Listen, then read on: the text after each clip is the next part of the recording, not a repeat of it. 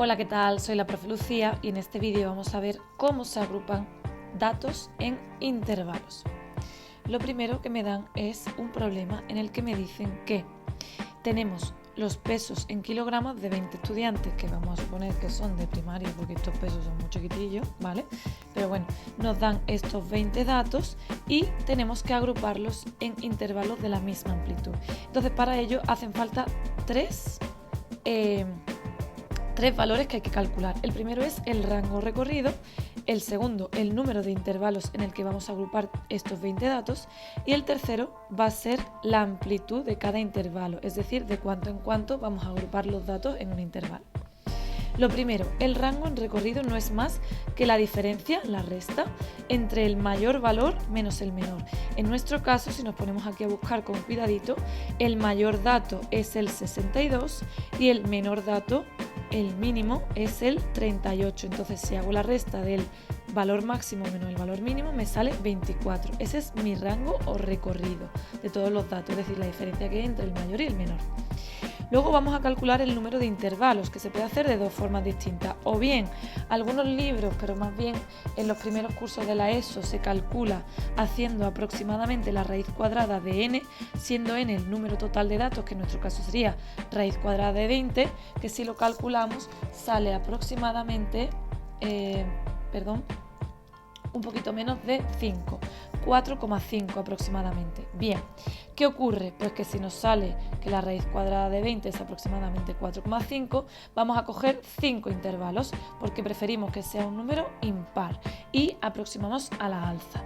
Pero ya que estamos en bachillerato o en cuarto, vamos a usar una fórmula de este matemático que se llama Sturges, o pronunciado de forma alemana un poquito mejor, ¿de acuerdo? Que se calcula, K va a ser el número de intervalos, se calcula con 1 más el logaritmo en base 2 de n, siendo n de nuevo el número total de datos. Bien, vamos a hacerlo para nuestro problema. Sería 1 más el logaritmo en base 2 de n, que n es 20.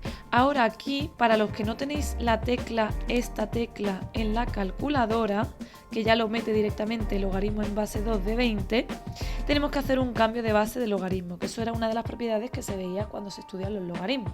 ¿Cómo se hace? Pues que si yo tengo un logaritmo en base a de cualquier cosa, lo puedo cambiar a la base que a mí me dé la gana.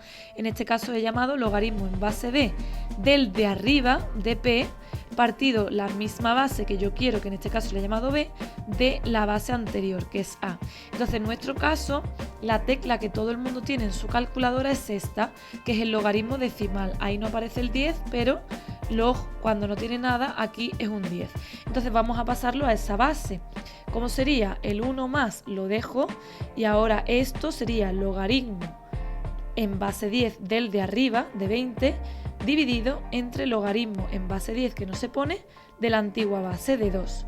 Esto ya lo meto en la calculadora, ¿cómo? Pues meto 1 más la tecla log, meto el 20, meto en la tecla de dividido y meto la tecla log del 2 y le doy el igual y me sale aproximadamente 5,32. Por tanto, vamos a elegir 5 intervalos, que nos salía también si lo hacíamos con lo de la raíz cuadrada de n.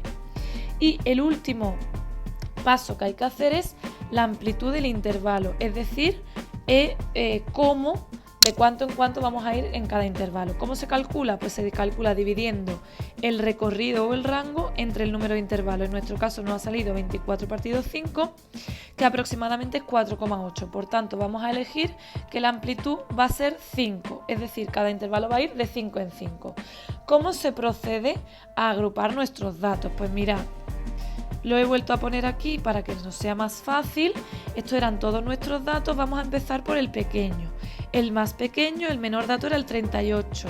Si cojo el 38 y le sumo 5, sale 43. Por tanto, nuestro primer intervalo sería, siempre se coge cerrado el primer dato, eso significa que el primer dato se incluye, y el segundo abierto, es decir, que el 43 no se incluye, pero el 42,99999 sí se incluye, ¿vale?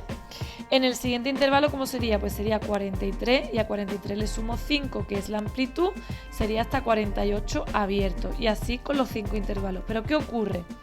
Que antes hay que comprobar si en esos 5 intervalos está incluido el valor máximo, que era el 62.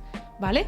Para eso, ¿qué hacemos? Pues vamos a coger el valor mínimo, le vamos a sumar el número de intervalos multiplicado por la amplitud para ver si al último que vamos a llegar, que va a estar abierto, incluye o no el 62. Si hago esto, sería 38 más los 5 intervalos por la amplitud, que era 5, esto sale 63. Por tanto, sí se incluye el valor máximo, que era 62. Otra cosa a tener en cuenta.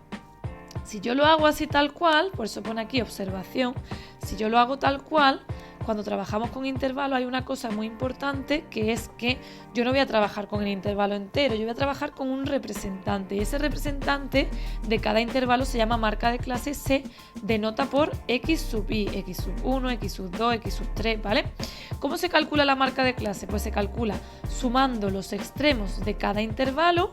Por ejemplo, si tengo el intervalo 38-43, se calcula sumando el 38 más el 43 y dividiéndolo entre 2.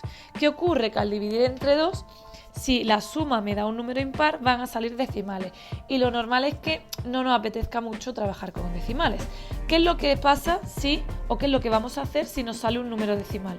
Para que esto no ocurra, en lugar de coger el primer valor del intervalo, el 38, que era el valor mínimo, voy a coger un poquito menos. Es decir, le voy a quitar 0,5. Voy a coger 37,5. ¿Para qué?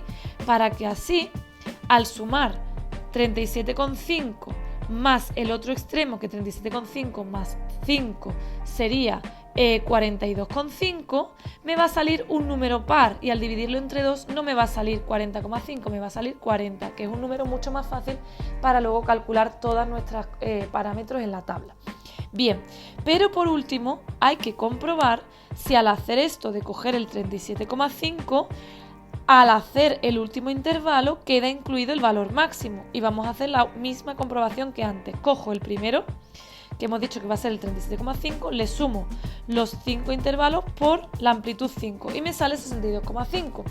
Como el valor máximo era el 62, pues ya queda perfecto, está incluido en estos 5 intervalos. Seguimos. ¿Cómo se procede? Pues mirad, esta es nuestra tabla, que en otro vídeo explicaré cómo se hace, pero vamos a ver cómo se calcula la primera parte, que son los intervalos. Cojo el primer valor, que sería el 37,5, y le sumo la amplitud, que recordamos que era 5. Si a 37,5 le sumo 5, me queda 42,5. Ahora pongo incluido 42,5, le sumo 5 y sale 47,5, que no se incluye. Empiezo ahora por el 47,5, le sumo 5 y me queda 52,5, que no se incluye, por eso se pone abierto. Empiezo ahora, incluido sí, el 52,5, le sumo 5, 57,5, y así con el último, 57,5 más 5, 62,5. Ya tengo mis 5 intervalos. Ahora lo siguiente que sería es calcular la marca de clase y todo lo demás que nos puede permitir calcular luego muchos parámetros estadísticos, como la media, la moda, la mediana, etc. Eso lo vamos a ver en el siguiente vídeo. Muchas gracias por escucharme.